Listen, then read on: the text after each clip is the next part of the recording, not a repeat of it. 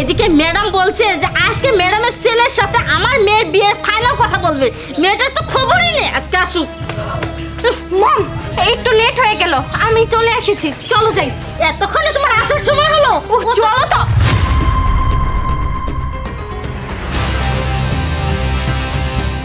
পাগলের বাচ্চা, ছোট লোকের বাচ্চা, ফকিরের বাচ্চা, তুই এইখানে আসছিস আমার পিছু করতে করতে। তুই কি ভেবেছিস তুই আমার মমের কাছে সবকিছু বিচার দিবি আর আমি তোকে সমস্ত জিনিসপত্র দিয়ে দিব? কখনোই না। তোকে তো আমি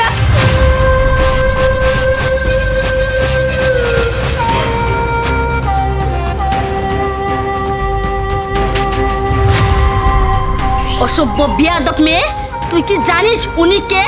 উনি তোর হবু শাশুড়ি, আমার ম্যাডাম। উনার ছেলের সাথে তোর বিয়ে ঠিক হয়েছে।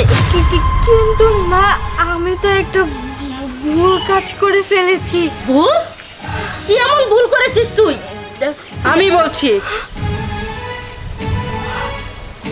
তোমার মেয়ে বলতে পারবে না, ঠিক আছে?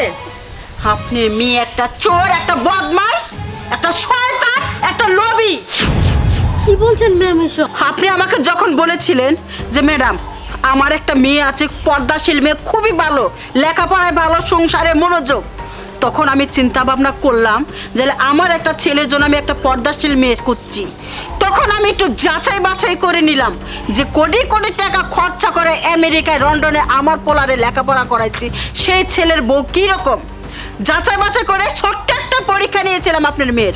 1 ঘন্টা আগে আপনার মেয়ের একটা ছেলে বন্ধু আর একটা মেয়ে বন্ধু নিয়ে আমি পাগলের অভিনয় করেছিলাম।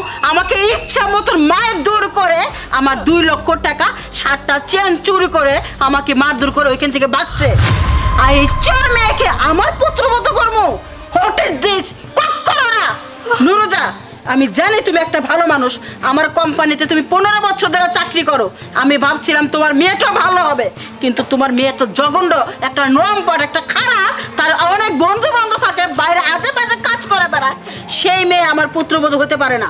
আমি ইচ্ছা করলে তোমার চাকরিটা খেতে পারতাম, কিন্তু আমি অমানুষ না, আমি তোমার চাকরিটা বাঁচাই দিলাম। আর নেক্সট টাইমে এখনো সময় আছে, নিজের মেয়েকে ভালো করো। Good bye. ম্যাম, ম্যাম, ও মা, মা গো, অসভ্য বিয়াদব মেয়ে। সে আমার নিজের কাছে ঘৃণা লাগতেছে, তোর মতো একটা বাজে মেয়ে আমার গর্ভে ধারণ করছি। হ্যাঁ, আমি ভাবছিলাম যে তোর মনে সুশিক্ষায় শিক্ষিত করতে পারছি। না, আমি সুশিক্ষায় শিক্ষিত করতে পারিনি। তোর মতো মেয়ের আমার দরকার নাই। যা, আজকে এই বাড়ি থেকে তুই বের হয়ে যাবি।